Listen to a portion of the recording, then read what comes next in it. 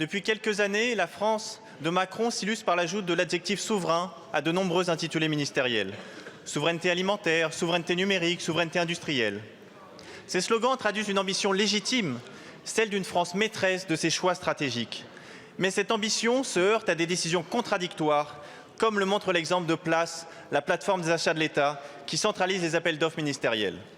Cette plateforme joue un rôle crucial dans la gestion de nos marchés publics. Pourtant, sa maintenance a été confiée à une entreprise canadienne, CGI, sans même qu'un marché public ne soit organisé, excluant d'emblée les entreprises françaises qui assuraient jusque-là la maintenance et l'évolution de cette plateforme stratégique.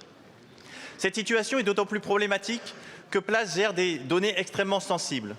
Elle fournit une information très étendue sur les intervenants économiques, leur identité, leurs sous-traitants et leurs sites de production, des données critiques dans des secteurs stratégiques comme la défense. Ces informations, qui devraient rester strictement confidentielles, sont mises en danger par le fait qu'un acteur étranger ait accès à l'intégralité du code de la plateforme. Qu'est-ce qui empêche qu'une backdoor y soit rajoutée?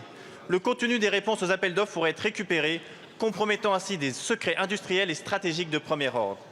Cela devrait alerter particulièrement Monsieur le ministre des Armées, car c'est tout notre tissu industriel militaire, garant de notre souveraineté, qui risque de perdre sa confidentialité.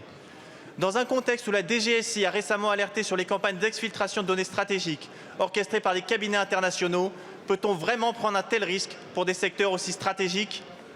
Monsieur le ministre, pourquoi confier la maintenance d'une plateforme aussi critique que Place à un acteur étranger, sans même un marché public pour en garantir la transparence? D'ailleurs, pouvez-vous nous dire qui a pris cette décision, pourquoi et qui l'a validée? Je vous remercie.